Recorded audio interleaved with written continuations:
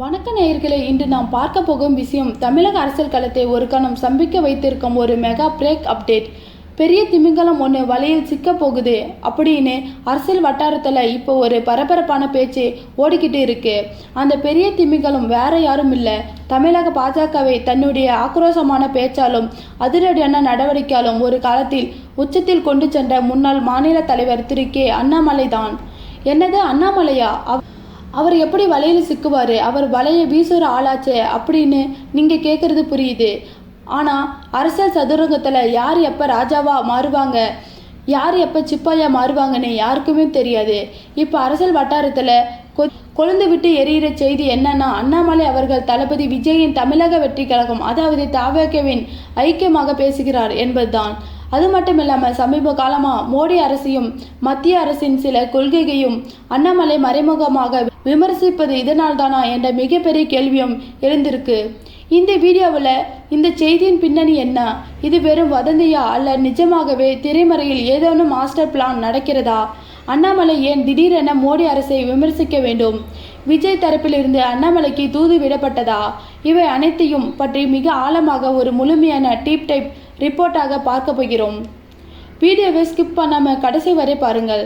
ஏன்னா தமிழக அரசின் எதிர்காலத்தை மாற்றி எழுதக்கூடிய பல ரகசியங்களை நாம் இதில் அலச போகிறோம். முதல்ல இந்த பிரச்சனை அல்லது இந்த வதந்தி எங்கிருந்து ஆரம்பித்தது அப்படின்னு பார்ப்போம்.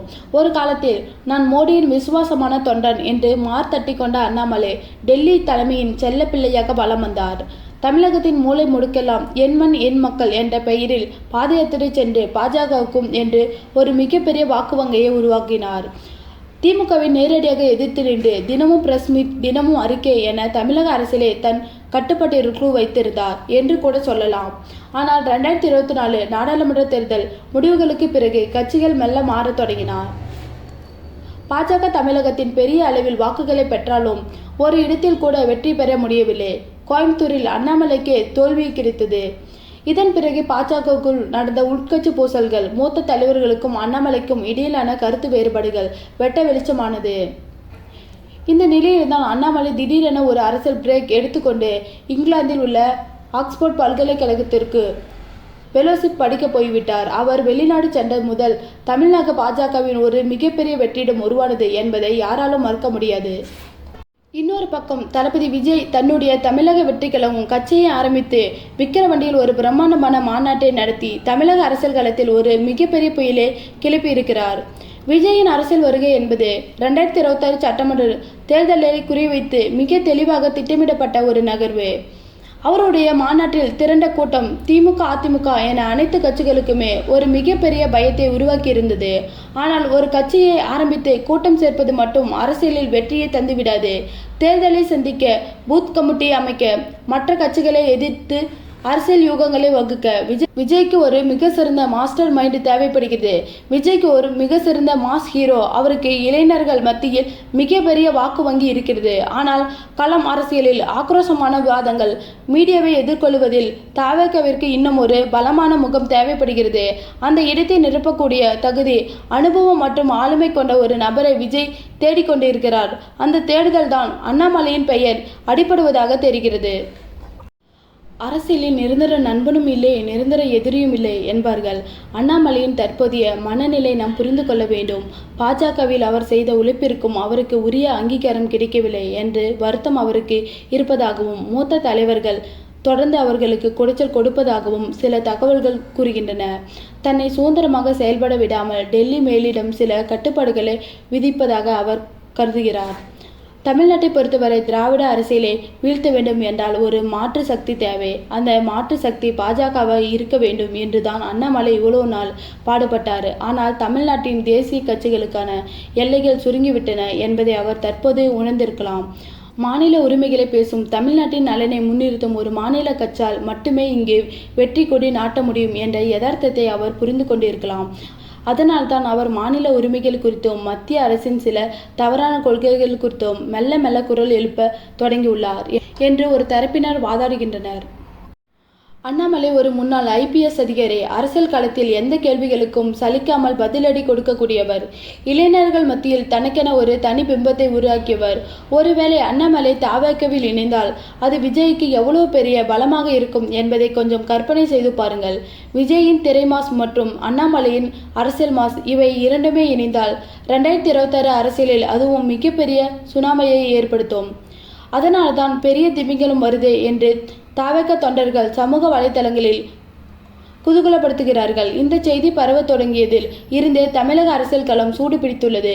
ஆனால் ஒரு தேசிய கட்சியின் அடையாளமாக இருந்த அண்ணாமலை திடீரென ஒரு மாநில கட்சியின், அதுவும் இப்போதான் ஆரம்பிக்கப்பட்ட ஒரு கட்சியில் இணைவாரா? அது சாத்தியமா என்ற கேள்வி நியாயமானதுதான். மோடி அரசை அவர் விமர்சிப்பதற்காக கூறப்படும் சம்பவங்களை சற்று கூர்ந்து கவனிப்போம். சமீப காலமாக தமிழக மீனவர்கள் விவகாரம், GST வரி விதிப்பில் உள்ள முரண்பாடுகள் மற்றும் மாநிலங்களுக்கான நிதி பகிர்வு போன்ற விஷயங்கள். அவர் முன்பே போல் மத்திய அரசை கண்மூடித்தனமாக ஆதரிக்காமல் யதார்த்தமான சில கருத்துக்களை முன்வைக்கிறார். மத்திய அரசு எல்லாவற்றையும் சரியாகவே செய்கிறது என்று சொல்ல முடியாது, சில குறைகள் இருக்கத்தான் செய்கின்றன என்று தோணில் அவருடைய பேச்சுகள் அமைந்துள்ளன. ஒரு காலத்தில் மோடியின் திட்டங்களை வீடு வீடாக சென்று சேர்த்தார். இன்று இப்படி பேசுவது சாதாரண விஷயமல்ல. இது ஒரு அரசியல் டிரான்சிஷன் பீரியட் என்கிறார்கள். அதாவது பாஜகவில் இருந்து வெளியேறுவதற்கான ஒரு மனநிலை அல்லது ஒரு அரசியல் காரணத்தை அவர் தயார் செய்கிறார் என்று சந்தேகம் வலுவாகிறது. அவர் வெளியேற வேண்டும் என்று முடிவெடுத்துவிட்டால் மத்திய அரசை விமர்சிப்பதுதான் அதற்கான முதல் படியாக இருக்கும். விஜயின் தவேகா கட்சியை பொறுத்தவரை அவர்கள் மதசார்பற்ற சமூக நீதியும் திராவிட மடலுக்கு எதிரான ஒரு புதிய மடலையும் முன்னிறுத்துகிறார்கள். அண்ணாமலை தீவிர வலசரி சிந்தனை கொண்டவர் என்ற ஒரு முத்திரை இருந்தாலும் அவர் ஒரு விவசாய குடும்பத்தில் இருந்து வந்தவர். சாதாரண மக்களின் பிரச்சனைகளை அறிந்தவர். விஜய் தனது மாநாட்டில் பெரியார், காமராஜர், அம்பேத்கர் ஆகியோரை தனது வழிகாட்டியாக அறிவித்தார். அண்ணாமலையும் பல மேடைகளில் காமராஜரின் ஆட்சியை பற்றியும் அம்பேத்கரின் கொள்கையை பற்றியும் சிலகாத்து பேசியிருக்கிறார். எனவே இருவருக்கு இடையே சித்தாந்த ரீதியாக சில முரண்பாடுகள் இருந்தாலும் ஊழலற்ற நேர்மையான நிர்வாகம் என்ற ஒரு பொதுவான புள்ளியில் அவர்கள் இணைய வாய்ப்புள்ளது. அது மட்டும் இல்லாமல் தவேகாவின் பொதுச் செயலாளர் புசி ஆனந்த் உள்ளிட்ட சில முக்கிய தலைவர்கள் பிற கட்சிகளில் உள்ள எதிர்ப்பாளர்களை தங்கள் பக்கம் இழுக்கும் வேலையில் தீவிரமாக இறங்கியுள்ளார்கள். அந்த வலையில் அண்ணாமலை சிக்கியிருக்கலாம் அல்லது அண்ணாமலையை விரும்பி அந்த வலையில் விழுந்திருக்கலாம். இன்னொரு சுவாரஸ்யமான விஷயம் என்னவென்றால் அண்ணாமலைக்கும் விஜய்க்கும் இடையே ஏற்கனவே ஒரு நல்ல நட்பு உள்ளது. பலமுறை விஜய் குறித்து நேர்மையான கருத்துக்களை அண்ணாமலை பதிவு செய்துள்ளார். விஜயின் அரசியல் வருகை வரவேற்ற முதல் தலைவர்களில் அண்ணாமலையும் ஒருவர்.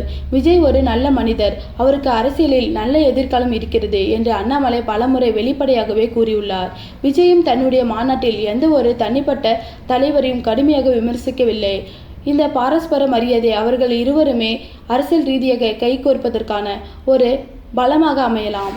ஒருவேளை இந்த கூட்டணி உண்மையாகவே நடந்துவிட்டால் அது திராவிட முன்னேற்ற கழகத்திற்கு மிகப்பெரிய தலைவலியாக மாறும். திமுகவின் ஓட்டு வங்கியை உடைக்க விஜயின் பிரபலமும் அண்ணாமலையின் அரசியல் சாதுரியமும் ஒருங்கே செயல்படும். அதிமுகவின் நிலைமையை பார்த்தோம்னா எடப்பாடி பழனிசாமி அவர்கள் கட்சியை தன் கட்டுப்பாட்டிற்கு வைத்திருக்கலாம். ஒரு பலமான எதிர்க்கட்சியாக செயல்படுகிறாரா என்ற கேள்வி மக்கள் மத்தியில் இருக்கிறது. இந்த அரசியல் வெற்றிடத்தை நிரப்ப தவேகா முயற்சிக்கிறது. அந்த முயற்சிக்கு அண்ணாமலை போன்ற ஒரு பலமான தளபதி கிடைத்தால் 2026 தேர்தல் களம் நினைத்து பார்க்க முடியாத அளவிற்கு அனல் பறக்கும். பாஜக மேலிடும் இந்த விஷயங்களை உற்று நோக்கி கொண்டுதான் இருக்கிறது. அண்ணாமலையை அவ்வளோ எளிதில் இழக்க அவர்கள் விரும்ப மாட்டார்கள். அவரை சமாதானப்படுத்தவோ அல்லது அவருக்கு தேசிய அளவில் வேறு முக்கிய பொறுப்புகளை வழங்கி அவரை அமைதிப்படுத்தவோ முயற்சிகள் நடக்கலாம். ஆனால் அண்ணாமலையின் இலக்கு தமிழ்நாடு தான் என்பது தெளிவாக தெரிகிறது. டெல்லியில் போய் ஒரு பதவியில் உட்காருவதை விட தமிழ்நாட்டில் ஒரு மாற்று அரசியலை உருவாக்குவதையே அவர் விரும்புவார்.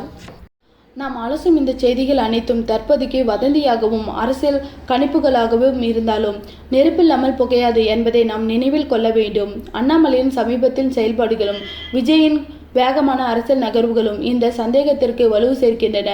ஒருவேளை இந்த தகவல் உண்மையாக இருந்தால் அது வெறும் ஒரு நபர் கட்சி மாறுவது பற்றி செய்தி அல்ல. இது ஒட்டுமொத்த தமிழக அரசியல் கட்டமைப்பும் அசைத்து பார்க்க போகும் ஒரு பூகமும். அண்ணாமலை மோடி அரசை விமர்சிப்பது என்பது தன் ஒரு தேசிய கட்சியின் கைதி அல்ல, தமிழ்நாட்டு மக்களுக்கான ஒரு சுயாட்சியான குரல் என்பதை நிரூபிப்பதற்கான முயற்சியாகவே பார்க்கப்படுகிறது. இந்த முழு அரசியல் நாடகத்தில் நாம் கவனிக்க வேண்டிய இன்னொரு முக்கிய நபர் தமிழகத்தின் சாமானிய வாக்காளர்கள்தான். காலங்காலமாக 2 திராவிட கட்சிகளுக்கு மட்டுமே மாறி மாறி வாக்களித்து பழகிய மக்கள்கள் மூன்றாவது முறையாக ஒரு உண்மையான மாற்று சக்தியை தேடுகிறார்கள். விஜயின் தவேக அந்த மாற்று சக்தியாக உருவெடுத்து வரும் நிலையில் அண்ணாமலையின் வரவு அதை ஒரு வின்னிங் ஃபார்முலாவாக மாற்றலாம். ஆனால் விஜயின் ரசிகர்கள் மற்றும் தவேக தொண்டர்கள் அண்ணாமலையை ஏற்றுக்கொள்வார்களா? பாஜகவின் பின்பம் அண்ணாமலை மீது படிந்திருப்பதால் சிறுபான்மையினர் வாக்குகள் தவேகவை விட்டு விலகுமா என்றெல்லாம் பல கேள்விகள் இருக்கின்றன. அரசியல் சதுரங்கத்தில் ஒவ்வொரு காயும் மிக கவனமாக நகர்த்தப்பட வேண்டும். விஜய் மற்றும் அண்ணாமலை இருவருமே மிகவும் சாதுரியமானவர்கள் என்பதால் இந்த கேள்விகளுக்கெல்லாம் அவர்களிடம் விடை இருக்கும் என்றே தோன்றுகிறது. முடிவாக பெரிய திமிங்கலம் வருது என்ற இந்த செய்தி 2026 சட்டமன்ற தேர்தலுக்கான ட்ரெய்லர் மட்டுமே. மெயின் பிக்சர் இன்னும் மீதி இருக்கு. வரும் நாட்களில் அண்ணாமலை எடுக்க போகும் முடிவுகளும் அவர் பேச போகும் வார்த்தைகளும் தமிழக அரசியலில் அடுத்த கட்டத்தை தீர்மானிக்கும். அவர் பாஜகவிலே நீடித்து மீண்டும் தன்னுடைய பழைய ஆக்ரோஷத்தை காட்டுவாரா அல்லது விஜயுடன் கைகோர்த்து புதிய சரித்திரம் படைப்பாரா? மோடி அரசு மீதான அவரது விமர்சனங்கள் இன்னும் கடுமையாகுமா? பொறுத்திருந்துதான் பார்க்க வேண்டும். அரசியல் என்பது சாத்தியக்கூறுகளின் கலை. இங்கே எதுவும் நடக்கலாம். உங்களுடைய கருத்துக்கள் என்ன நேயர்களே? அண்ணாமலை தவேகவில் இணைந்தால் அது தமிழக அரசியலில் எத்தகைய மாற்றத்தை ஏற்படுத்தும் என்று நீங்கள் நினைக்கிறீர்கள்? உங்கள் கருத்துக்களை கீழே பதிவு செய்யுங்கள். தமிழக அரசியலில் ஒவ்வொரு நகர்வையும் அதன் பின்னணியில் உள்ள சூட்சமங்களையும் தொடர்ந்து ஆழமாக அலசுவோம். மீண்டும் அடுத்த காணொளியில் சந்திக்கும் வரை உங்களிடமிருந்து விடைபெறுவது உங்கள் நெறியாளர். நன்றி, வணக்கம்.